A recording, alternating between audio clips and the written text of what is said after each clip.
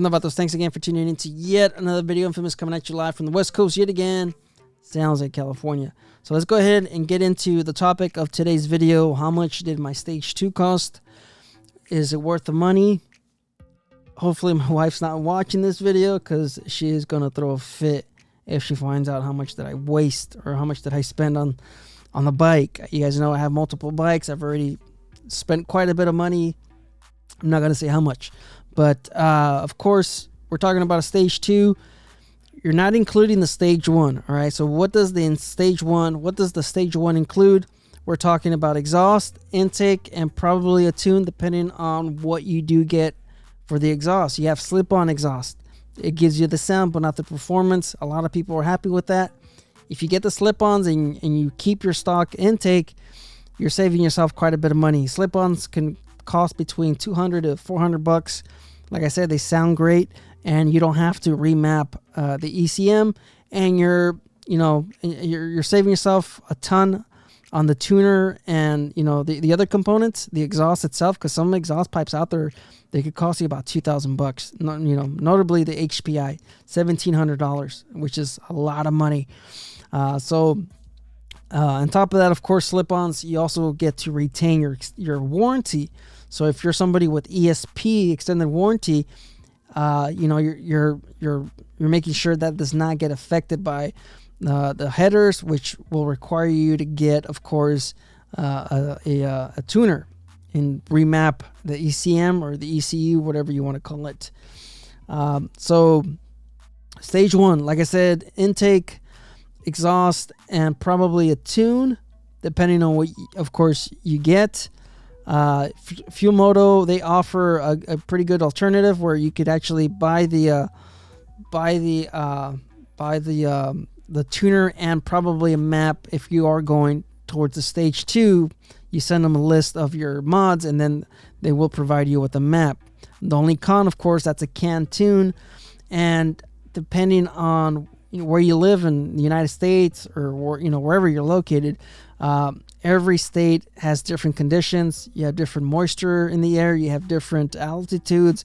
All of that stuff, really, it comes down to how your bike's going to perform.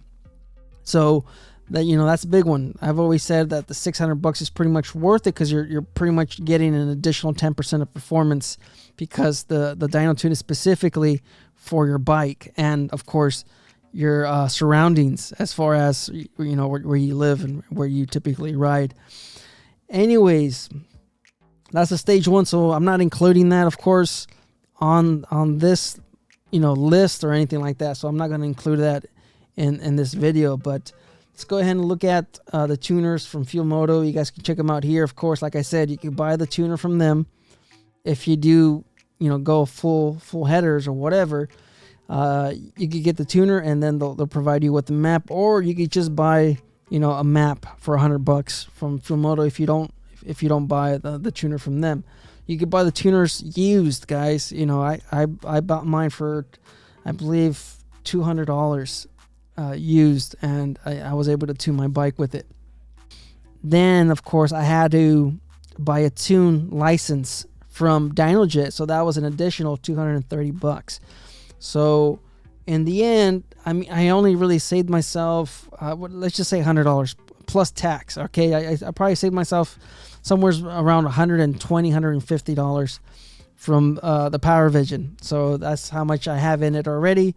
Plus, of course, I bought mine used, so I didn't have the option to get a specific map for my bike. So then I ended up spending an extra $600 for the tune with my local tuner. Sorry, guys, with my local tuner. So I'm trying to find a location to kind of write down these numbers, and we'll be able to break it down.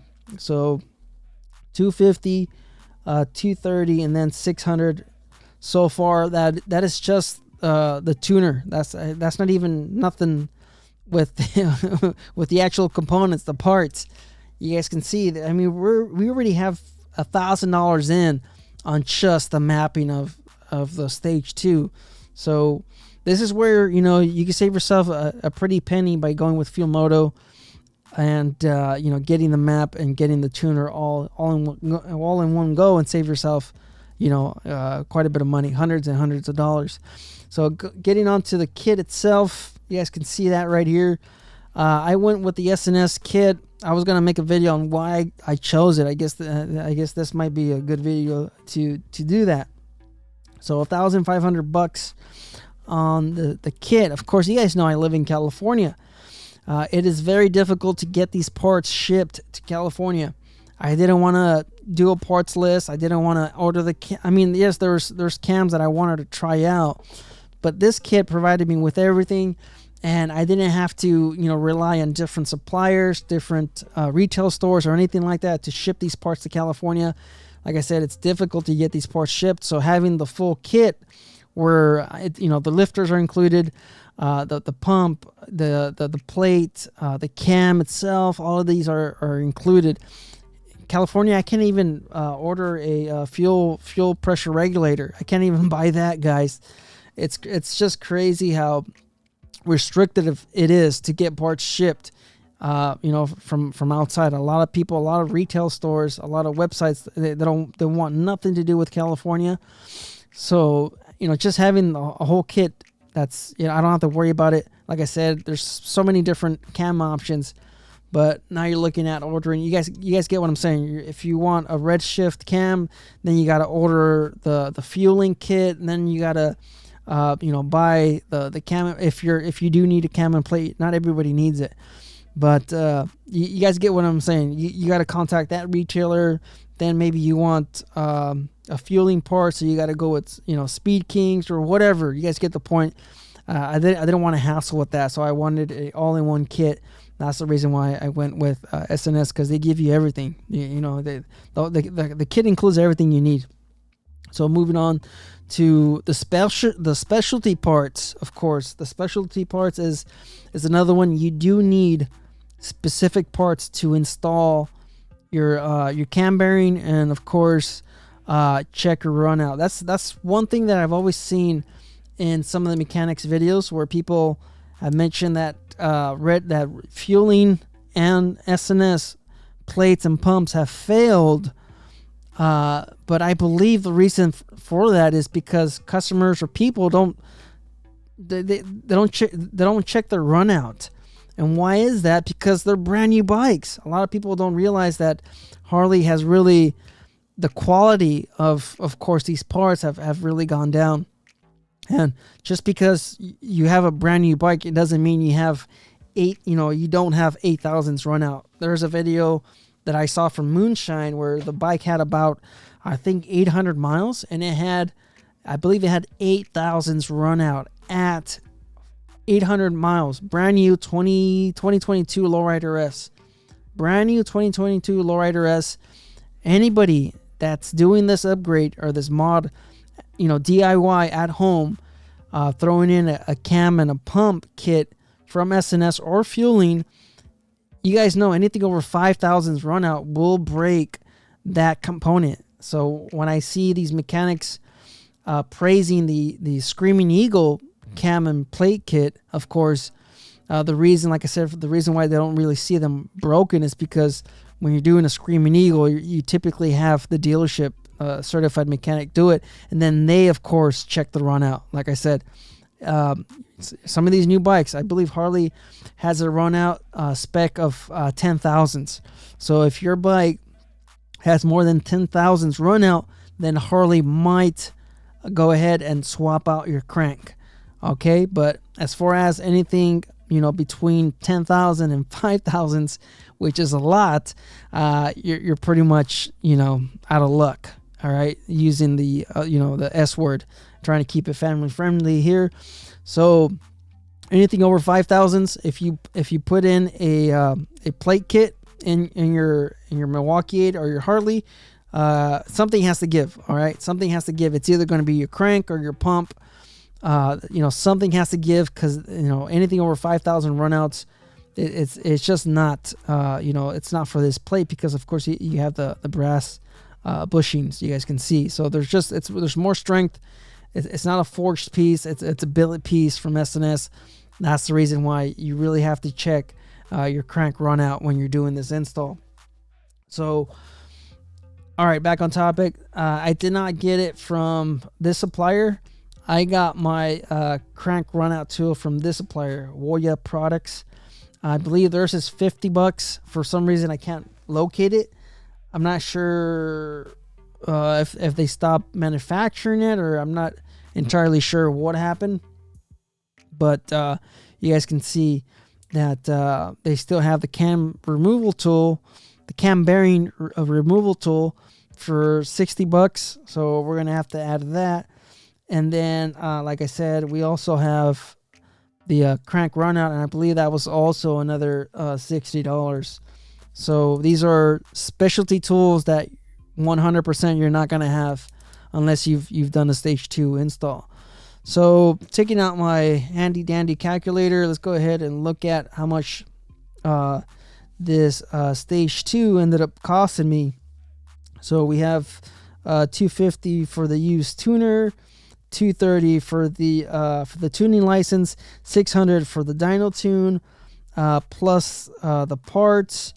That's $1,500, not including taxes, of course, for the kit. And then we have $60 for the cam bearing tool, and then we have another $60 for the crank runout tool.